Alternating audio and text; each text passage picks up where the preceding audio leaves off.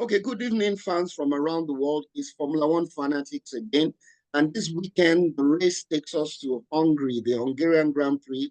Hungaroring, as it's called. Last time out, we were at Silverstone in Great Britain. And with me to preview the race this weekend is Biodo Banjoko. Biodo, you are very welcome. And we're going to be looking at a number of things as we try to preview the Grand Prix. First and foremost, we want to quickly do a review of Silverstone. It's been a long time coming. It's been some months of drought for the legendary Lewis Hamilton. But he rolled back the years in Great Britain, has won in Silverstone for the ninth time, I think. That appears to be his most successful race track. What are your thoughts on a very brilliant victory by Lewis Hamilton, Bjorn? Yeah, we rightly said, the seven-time world champion, the GOAT himself, arguably the best racer in the world of Formula One. Lewis Hamilton actually won a race since the incident that happened in Abu Dhabi in 2021. So you could see the relief in the face of Lewis when he actually won that race. It was a long time coming for him, and it was a long time coming for Mercedes. The ironic thing with Lewis's victory was that the weekend before that, in Silverstone, George Russell, his teammate, actually won the first race for Mercedes since Abu Dhabi. So it was quite an interesting one. I think Mercedes are in the right aspect or right trajectory, I must say, with regards to some of the upgrades they've brought and throughout the season, and knowing how they stuttered and struggled in the beginning of the season, and midway they brought some upgrade. I think one of the most impactful upgrade they brought was the one they brought in Spa and in Monaco. That has also relatively changed the race for the Brixton-based team. Yeah, absolutely. And it's been a very good performance for Mercedes. First, it was George Russell at the Austrian Grand Prix, I think, and then Lewis Hamilton quickly followed it up with victory at Silverstone. And considering the fact that started the season very poorly, they are beginning to close the gap on Red Bull. I was reading a piece on the internet by their track side engineering director, Andrew Shovlin. He said that it's crucial for them to perform very well in the Hungarian Grand Prix because of the testing weather conditions. I think it's known to be very hot. You know, it's a known challenge in races, past races like Barcelona and Austria. And he also mentioned the fact that they shouldn't get, carried away with their recent performances. Or they're putting Red Bull under a lot of pressure. Mercedes struggled in the past to match the long-run performance of competitors like Lando Norris and Max Verstappen, who are significantly ahead for the first quarter of the year. So that really underscored their need for progress, and they've done really well to close the gap. So this weekend, what exactly do you think Mercedes will be trying to do? And we're going to Ferrari because it looks as if as Mercedes is, improving, Ferrari is on a slide, so to speak. Yeah. What do you think Mercedes' approach to this Hungarian Grand Prix will be? Following two straight victories, one by Russell and then Lewis Hamilton. Yes, I think Mercedes, knowing that they know that the fastest car on track is McLaren, and they know that again Red Bull is also quite good. They are just having an issue with regards setting up their car to configure their car properly for race day. But so I know Mercedes know deep down that the battle is between McLaren and Red Bull, but they know that they are there as an upset. They can spring an upset, and they have the pace. When both teams are battling, they can come in and niche in and capitalize on any errors or mistakes or mishap from any of the two teams. I think looking at the track, I think Hungary is a very, very unpredictable circuit in terms of weather conditions. Most times it's rainy, most times it does not rain. So it's very unpredictable. It's one of the circuits that you cannot predict the weather conditions because it tends to change mid-race, and we'll kind of see something like that ahead of the race weekend. I think likewise, I know a couple of teams are coming with a couple of upgrades. for the weekends, and I know Mercedes is one of those teams that are looking to come with great upgrades over the weekend. But as we move to our conversation towards the upgrades, I'll speak specifically with regards to that. But I know Mercedes will play the role of an opportunist, and that's the word I was looking for previously. They will play the role of an opportunist to capitalize on errors made by other teams in the race circuit. Which is what they've been doing, really. They've just been taking advantage of very small margins and pushing themselves. But I think they've improved their setup. Their car setup has improved tremendously. And do you have any updates on Mercedes? What kind of setups and updates are they preparing for this Grand Prix? This is just a peek into the track, the Hungarian Grand Prix track. I don't know if you can see from there. Yeah, I can see it. Yeah, just one DRS detection zone. Yeah, I think in the last racetrack we had that is in turn 13. Sorry? We had 3 years. So yeah. I think the DRS zone mostly because of the straight line speed from the final corner from turn 13, 14 straight back to turn 1. So that is just a lot of downforce. Straight line speed will be very, very, very, very impactful in this race. And I see that's why from the upgrades we are seeing, most things are coming back with a real high wing upgrade. Yeah, places like turn 2 and 3 be very, very challenging for the drivers, and 12 and 13 as well. You know, a lot of yeah, so that is slow speed corner, and I think that is where Mercedes really has a bit of weakness because of they have a their car does not perform well in slow speed corners, and I think that is where the Red Bull and the McLaren will get the edge in terms of setting times for qualifying. You damage indirectly in turn 2, like you rightly cited, turn 2 to turn 3, and then from turn 12 to turn 14. I think that is where we'll give Mercedes quite a lot of issues in Hungary. But I think with regards to other corners in the circuit, they are medium pace corners, so they will not really feel it so much because they have the pace to cope in that. So I think those two corners are where they would struggle in Hungary. So it's a very interesting track. The track length is about 4.381 kilometers. And I think this is another track that Lewis Hamilton has typically performed well. You know, he has the highest number of pole positions, 9, and he has won here 8 times. Yeah. So I think nobody will be, bold enough to bet against another victory by Lewis Hamilton. And I think that victory at Silverstone would have really, buoyed him up for another, very good performance. Now, haven't talked about Mercedes and their resurgence. I think it would be nice to talk about Ferrari and their challenges and their slide. And it's becoming really alarming because, the gap is really closing on them. Really, if you look at their performance, it's beginning to slip away from them. I just wanted to, bring up the constructors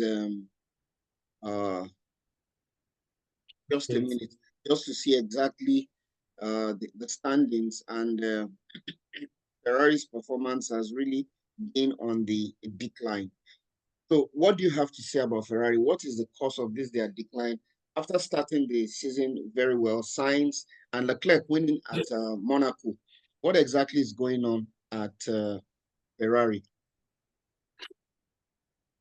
Yeah, I think for Ferrari, I think one of the issues is some of the upgrades they've made have not actually reflected and turned into the expected result that they assume it would to provide.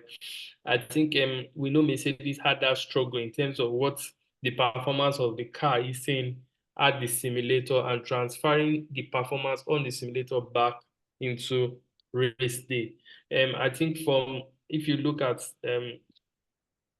the drivers' constructor standings, like you rightly pointed out, you would see that clearly that Ferrari are still second on the log, which is quite surprising. How McLaren has not surpassed them is also quite alarming. And I think, but if you look at the gap, it's very close. The gap is really very close now. I think it's about 7 points. Yes. Yes. So I think this and Mercedes too is not too far away. Yeah, I think this is the race weekend where we'll see McLaren take second position in the constructors, because I don't see Ferrari doing any important um, magic that would make them outscore any of the three Red Bull, McLaren or Mercedes. I think for Ferrari, I think the problem is they don't know what is wrong with the car. They don't know how to fix the car.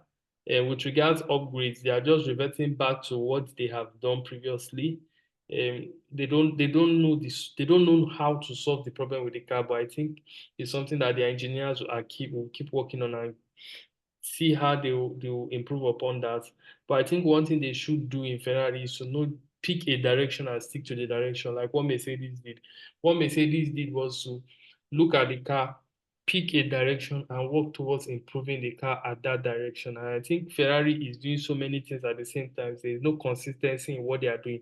So that is now relatively impacting on the performance of the car. So they just need to pick one trajectory and stick to that trajectory, and see where the car can performance of the car can come from. Yes, I quite agree with you. Instead of trying to do so many things at the same time. Today I read that Kevin Magnussen has left, will be leaving Haas. Let me not say has left, you know, and Haas is yet to announce a replacement. I thought it was Haas that Oliver Bierman signed for a couple of months, like a month ago. But they said Magnussen is leaving. Do you know who do you think will replace him at Haas? Yeah. We I think we've heard that rumor a couple of months back. We heard that Magnussen was leaving because the team is being purchased by a new owner, a German owner, and he wants a German driver to still be present in the team. Okay. That is why Nico Hulkenberg will remain in Haas. I think there was a conversation about Oliver Bierman signing for Haas. Yes. If I may recall, I'm not sure the deal went Yes. through, I had but I that can't too. recall correctly. Yeah, I Yeah, had that but too. I know for some of the rumors around is the Alpine driver Esteban Ocon, Esteban who is Ocon, leaving yes, I Alpine, had is that as well. Or even Valerie rumored, Bottas. yeah, is rumored, yeah, is rumored to be Valtteri in pole Bottas. position to get that. So there are so many drivers available. There's Sainz, there's Bottas, alternatives and alternative drivers that could fill that seat position. But let's see what Haas will do. I think they should make the right decision and pick the driver that will also give them maximum performance and maximum result of the team, because Haas is barely 5 years old in Formula One. They're one Oh, of the yeah. youngest Relatively team new. in Formula Yes. One. So they need Yes. one of yeah, they're relatively new, so they need a little bit of experience in terms of people that understand the sport and can also provide some level of perspective from the drivers. And Okay, what are the characteristics of this track to look out for that may shape the destination of the race? What should we expect? Let's talk about first of all, let's talk about upgrades and setup for the Hungarian Grand Prix. Any news on McLaren, Ferrari, or Mercedes, or even Red Bull? okay, thank you. I think for upgrades, there were quite there've been some shorter news flowing in and out.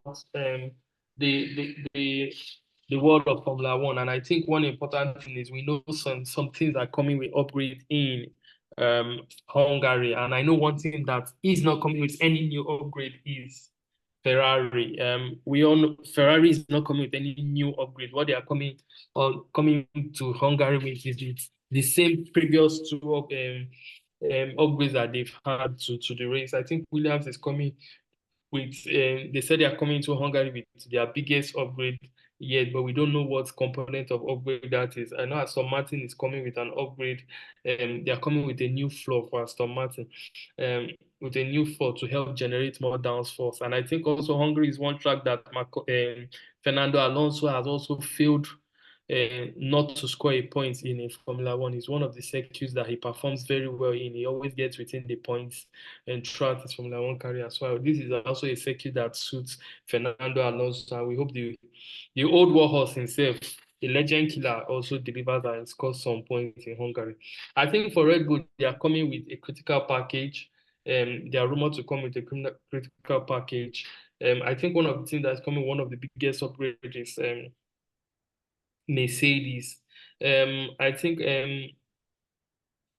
Aston Martin also, I forgot to highlight that they're also coming with two different front wing specs to test during free practice to see which front wing will perform better for them. I think Red Bull are coming with a complete change in their engine cover. If you see what Red Bull is coming into Hungary with, they are changing their engine cover completely and the side port also. The engine cover is also very track specific. So this engine cover that they are coming with and side ports will not be something that they will be going into other circuits with. It's something that they will look at Okay. the track and determine if this is what suits the track or they change it with another one. I think another upgrade that most of these things will be looking at is also improving the mechanical component of the vehicles, knowing that in 2025, 2026, more emphasis will be on the engine itself. So most of the upgrades that they will be looking at improving is the engine factor and not the exterior part of the cars like the side ports and the rear in contrast to that. But lastly, before I wrap up with upgrades, I think Mercedes is one of the things that's coming with another great upgrade, and they are coming with a new cooling upgrade. So if you look at the car of the Mercedes in Hungary, to come with they've actually used this previously in they use it in Silverstone and they use it in I think in Imola, where the front of the car has a hump. So that hump is also to help with cooling. And generally, that is what it's meant for, to help with cooling. And we had our drivers complain that the cars were quite hot in certain circuits. So I think the FIA has given approval for all teams to have that in the vehicles to aid cooling and let the drivers not get dehydrated and faint while in the vehicle. I think that is just it in summary for the upgrades. I think for Red Bull, they just need to synchronize the car. I think it's just their issue with Red Bull is just set up on the part of Red Bull. For McLaren, we all know they have the strongest car on the circuit. Their car is balanced, slow pace, medium pace, fast pace is perfect. What they just need to do is get this right setup and um, transfer this into race wins, which is what they struggle to do. Surprisingly, they need to try. They have the fastest car in the circuit in the track. There is no argument, but they just need to transfer it to race wins. Yeah, I agree with you. And since hot weather is a very important consideration, a cooling system, an innovative cooling system of the nature which you explained is actually very, very important. And talking about hot weather, there's going to be a lot of anticipated tire degradation. So the grades of tires that will be recommended will be very, very important. Let's talk about tire selection here, tire compound selection. What exactly would be preferable Yeah, for I the think for teams? Yeah, I think due to the weather, I think we all know that definitely there will be five states that will be acute to the team, and we know the weights and the intermediates will be there in case of rain. I think, but on a normal red pace and the way the Hungarian circuit is, it's going to be, I think most teams will be on the mediums and on the hards. I think because of the degradation of the tire and the temperature of the weather, if it's hot, nobody might want to go on soft, but I think they might use soft in qualifying to set fastest lap times. But it depends. They use soft to set fastest lap time, but I think this might actually be a two-stop race where they use the softs for the qualifying, and in the race it will be a two-stop where they pit for hard and mediums or vice versa in general. Okay. So basically, this circuit is somewhat similar to that one in Monaco. So there won't be too many opportunities for overtaking. So performance in the qualifying will be very, very key in this particular race. So, but let's quickly go to the the midfield as it's required, as is referred to, the um Aston as well as an Alpine, and the guys that consist the middle of the the top 10 pack. Who do you think will finish the strongest? Let's even say Red Bull is gone, McLaren is gone, Ferrari is gone, and then Mercedes is gone. And then from 5 down to 8, who do you think would fill those places? Aston Martin, typically, from what I read, has not done very well in this particular circuit because it's a circuit that requires a lot of high downforce. And I don't think the Aston Martin car is generally suited for that. But what's your thought, really, about the mid-range team? Yeah, rightly said. I think Aston Martin Alpine has and Kick-Sauber. Kick-Sauber, they also are coming with rear wing and high upwards, rear wing upgrades that is tilted high to generate downforce. I think what some of these teams are doing, they are now modeling their rear wing with to complement what McLaren and Red Bull are doing. So these four teams are actually doing that and coming with that rear wing upgrade in Hungary. So I think it's a battle for all. I think to be fair, if you look at the last two races, the trajectories with Mercedes, you would say the trajectory for these middle teams is with Haas because they've outscored any other team, and both drivers have also been on the scoring points in the last two races. So I think looking at it, the form with regard to forms, I think it favors Haas more than any other team going into Hungary. But I think Aston Martin has also said they are coming with a new floor and as well as a new rear wing. Let's see what that will do during free practice. From what we see in free practice, we can be able to call and say that yes, that some of these upgrades have actually been impactful or made changes. Yeah, I wanted to talk about our friend here, Sergio Perez. They've been threatening him with a contract by breaking up his contract. So Termination. look at where he is, 118 points. That is woeful and is affecting his team really. So Sergio Perez will be under Yeah. tremendous pressure because they're already discussing replacing him. Because no matter how much he brings into the team, it's still a drop in the ocean compared to how much a Red Bull makes as a team from winning the race. So Yeah. how do you think Sergio Perez will fare in this particular race? And what do you think the problem is with Sergio Perez? It's not as bad as his recent performance suggests, really. Yeah, I think I agree. It's not as I think I've been a little bit harsh on Checo Perez. He's I think he's just struggling with the car. I think the Red Bull car is not perfect like he used to be.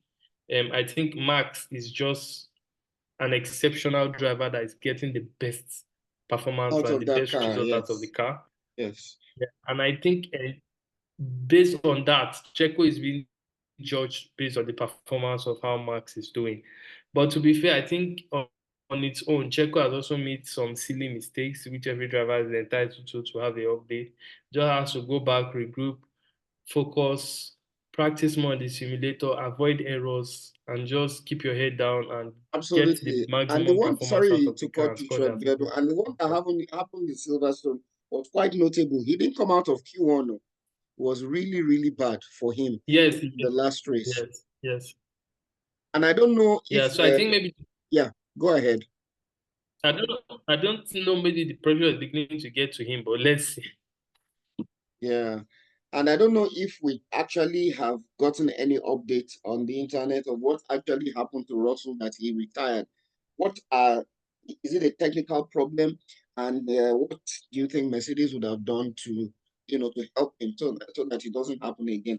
He had to retire in Silverstone. I don't know what actually happened. What problem? Yeah. They said it was, I think it was a leakage of something. I can't recall what it was. I remembered hearing it during the race. There was a leakage of something. I think something came up, so the car could not continue. And it was just a leakage, something, it was just a setup issue, not a mechanical or engine issue. Okay. Okay. Yeah. So let's quickly talk about. I want us to do the predictions for the qualifying, not the race yet, but what are your predictions for the qualifying? I say for the qualifying, I say Lewis Hamilton one P1, Max P2, Lando, and then Russell. I think it be Lando, the two of Mercedes-Benz and then Max in no particular order. I don't know. What do you think? Yeah, I will kind of agree with you a bit, but I see that you're a very bold man to start predicting drivers' qualifying results. But I will still be predicting the teams that I think would top qualifying. I think it will be McLaren, Red Bull, and Mercedes in the top three for the qualifying position. I don't know which of the drivers would be, because I know Oscar Piastri is on fire, and this is one circuit that I think he's going to be very good at. I Yeah. think for Mercedes, you can't really call who is better, because George has actually out-qualified Lewis in 70% of the races this season. But I just know Mercedes will be among the thick of things. I know McLaren will be there and Red Bull will be there. Absolutely. So when we see the times during free practice, we can now be able to point out which driver for which team actually would Oh, be sure, in sure. contention for pole. It's the times that will ultimately Yeah, determine that. But I yeah. feel now it's going to be Max Verstappen will have to, every race now, will have to put in his absolute best, because unlike a couple of months ago where he's always looking over his shoulder and it's McLaren, now you're up against Mercedes as well. So he'll be under a lot of pressure to Yeah. put up a very good performance. So, and it's on this note that we're going to round up this evening. Devin, thank you very much for your time. It's been wonderful again discussing Formula One. We'll be back sometime during the weekend to discuss the free practice and the qualifying. Your last words.